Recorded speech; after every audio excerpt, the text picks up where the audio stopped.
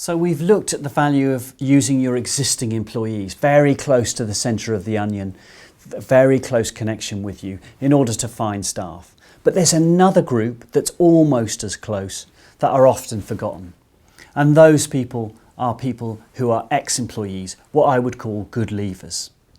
So if you think about everybody that leaves you, they fall into two groups.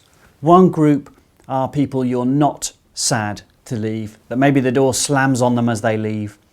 The other group are those that you cling onto their leg while they're on their last day.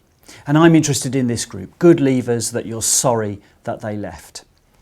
And you'll have varying numbers of those, but the critical thing here is to keep in touch with them and ask them if they would be interested in coming back, and you would be surprised about the results.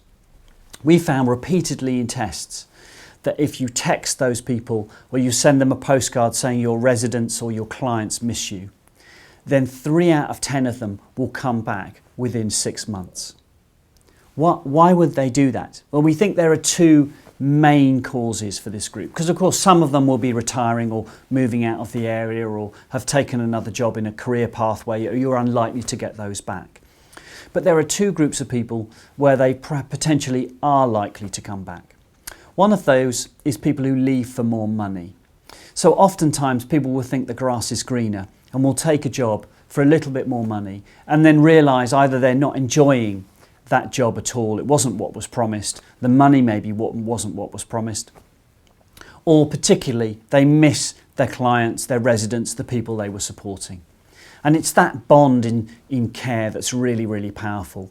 And people will come back when they think it's not about the money, it's about that relationship which they would like to have back. So don't shut the door on those people, keep in touch with them, occasionally contact them, maybe meet them for a coffee, and you'll be surprised that quite a number of them will come back.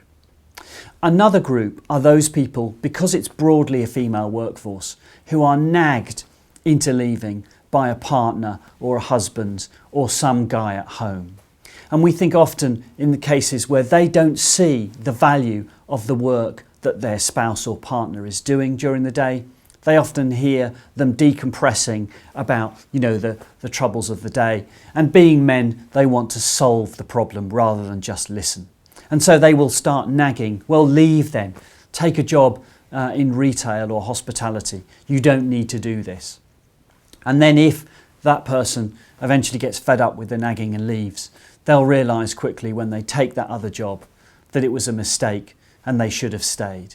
And we think there's a large group of those people that make up these 3 out of 10 that will come back.